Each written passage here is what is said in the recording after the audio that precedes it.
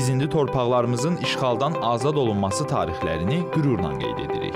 Bu gün belə tarixlərdən birinin ildönümüdür. Zəngilan Beynəlxalq Hava Limanının yaranması tarixi. Azərbaycanın azad edilmiş ərazilərində tikilən ən müasir hava nəqliyyatı mərkəzlərindən biri olan Zəngilan Hava Limanının tikintisinə 2021-ci ilin iyulunda başlanılıb və cəmi 2 il ərzində tikinti başa çatıb. Bu hava limanı Qarabağ və Şərqi Zəngəzur iqtisadi rayonlarının ölkənin ümumi nəqliyyat sisteminə inteqrasiyasını təmin edir və regionun sosial-iqtisadi inkişafında mühüm rol oynayır. Zəngilan aeroportunun beynəlxalq kodu UBBZ-dir. Bu kod ICAO, yəni Beynəlxalq Mülki Aviasiya Təşkilatı tərəfindən verilib.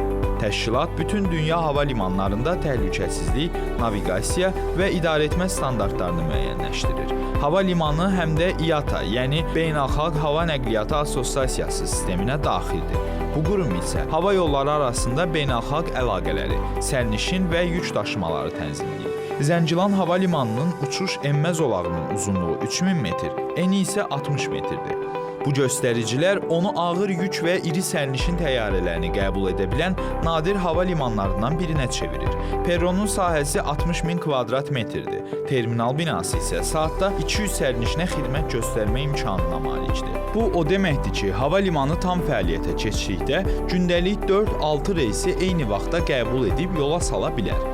Aeroportda müasir naviqasiya sistemləri, primar və ikincili radarlar, instrumental eniş sistemi, hava hərəkətinə nəzarət qülləsi və avtomatlaşdırılmış meteoroloji müşahidə avadanlıqları quraşdırılıb. Bu texniki imkanlar təyyarələrin istənilən hava şəraitində təhlükəsiz eniş və uçuşuna şərait yaradır. Zəngilan Hava Limanı beynəlxalq reyslərə açıq statusu daşısa da, hazırda əsas uçuşlar Bakı-Zəngilan marşrutu üzrə həyata keçirilir.